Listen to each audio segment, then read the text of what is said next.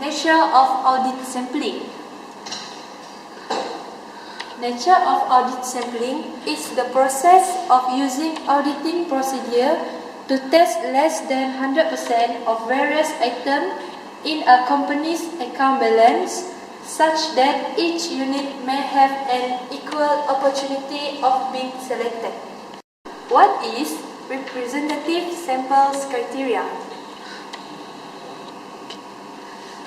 Representative sample is one of which the characteristics in the sample of audit interest are approximately the same of those of the population. There are things that may cause sample and to be non-representative, that are sampling risk and non-sampling risk.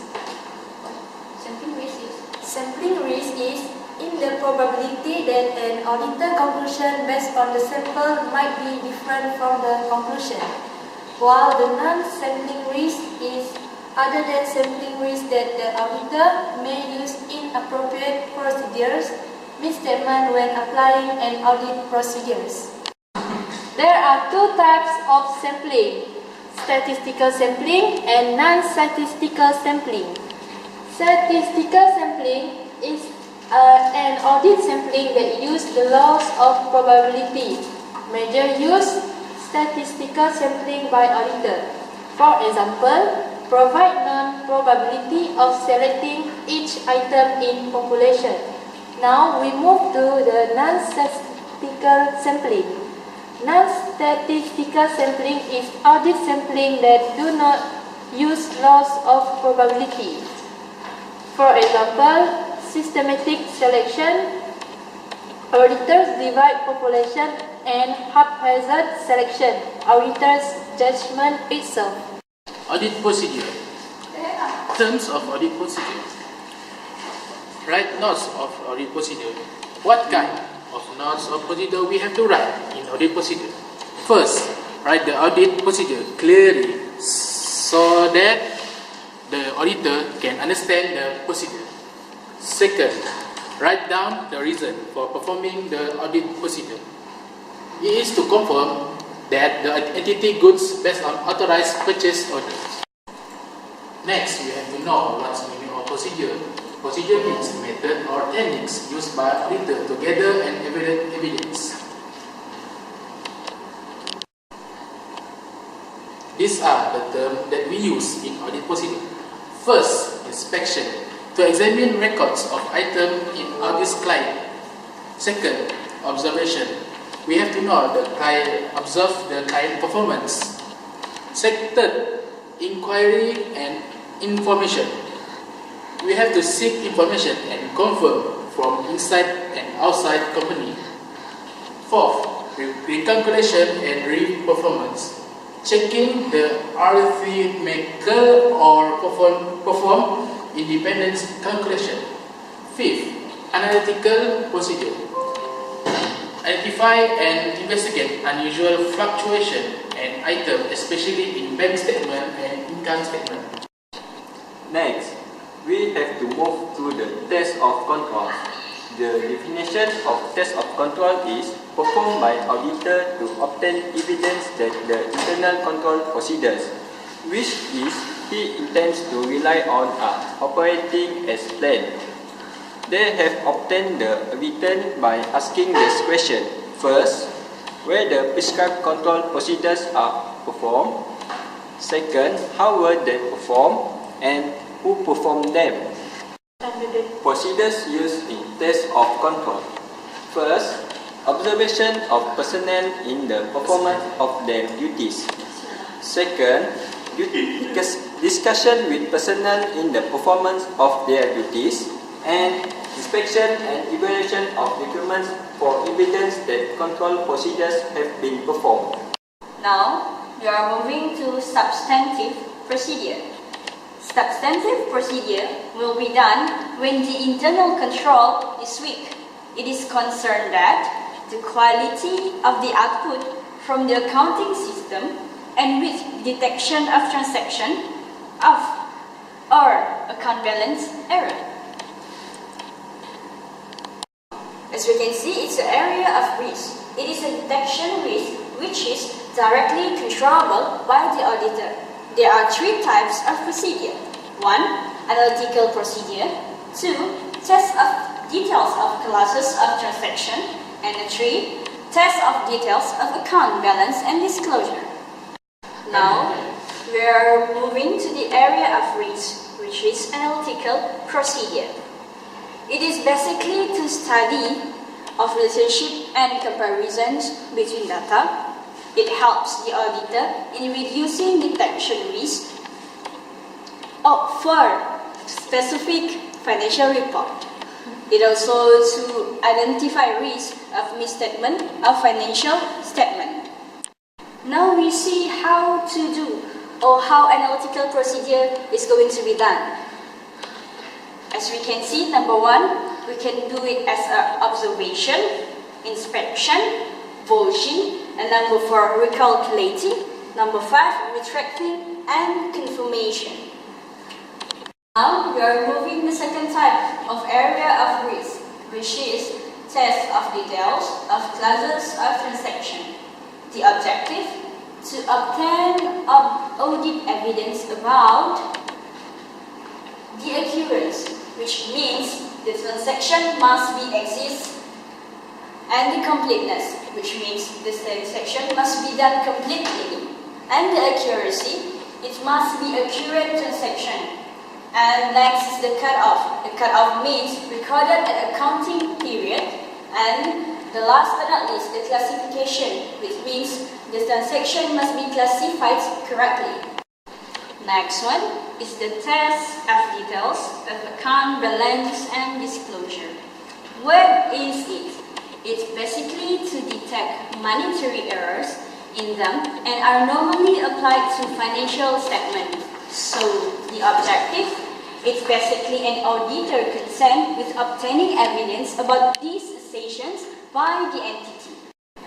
So how are we going to do it? For the first one, test of existence is basically concerned with whether an asset or liability exists at the balance sheet or not. And the second test we can do is the test of right and obligation, which is the documents, are they really have the rights of the obligation or not? The next one is the test of completeness. Concerned with whether the financial report account balance are properly recorded, as other words is it really complete or not? The next one is the test of valuation and allocation. It is concerned whether financial report balance are stated at their proper amount or is it follow account standards or not. Next, we are moving into audit evidence. So, what is audit evidence? Audit evidence is an information that an auditor gathers in order to form an opinion on the assertions by clients management that are inherent in the financial statements. Evidence must be complete, valid, and also accurate. Next, we are moving to sufficiency. Sufficiency is a consideration that may affect the auditor's judgment as to sufficiency of evidence that consists of materiality, audit risk, economic factor, and lastly, size and characteristic of population. Auditor should consider materiality when determining the nature, timing and extent of audit evidence, and evaluating the effect of misstatement. In audit risk is to check whether there is an error or fraud in the financial statements. In economic factor, the information must obtain within a reasonable time. And lastly, the size and characteristic of population. It is to determine the quantity of evidence required. Of audit evidence. Persuasiveness of audit evidence can give influence and it helps to give opinion. There are seven types of audit evidence. First one is physical examination. It is an inspection of client's tangible assets that is done by the auditor. The second one is observation. It involves the auditor witnessing the physical activities of the client. For example, a situation where cash is counted and compared with the client's record. Observation of tangible assets provide valuable evidence that the asset exists. The third one is documentation. In documentation,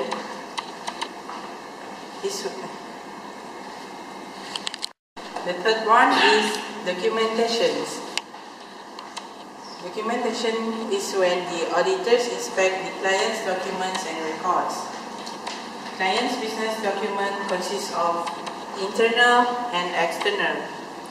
Internal documents prepared and used within client's company, and it is less reliable evidence than external documents. External documents are documents prepared by qualified individuals such as attorney, and it will have reliable evidence. The fourth one is confirmation.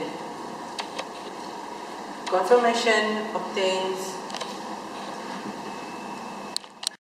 fourth one is confirmation. Obtaining confirmation from independent third parties, verification in writing of the accuracy of some information. Audit confirmation requests consists of positive and negative. Positive, the confirming party is requested to communicate with the auditor regardless of whether the confirming party agrees that the information is correct. Negative, the confirming party is requested to communicate with the auditor only if the information supplied in the confirmation is incorrect. Next one is inquiries of client.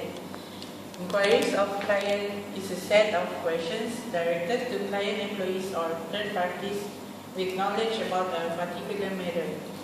The evidence can be in writing or orally. The responses from the client's employees can be used as evidence or new information to the auditor. And the next one is analytical procedures. It is an overall overview of financial statement at the end of the audit process. There are two procedures, which is by doing comparison of the data and to study the interrelationship between elements of financial information that is expected to conform to a predictable pattern based on the entity's experience or financial information relevant with non-financial information.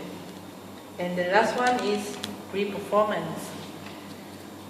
It is another evidence gathering technique performed during the audit planning stage. It provides highly evidence that the theoretical design of the control is effective.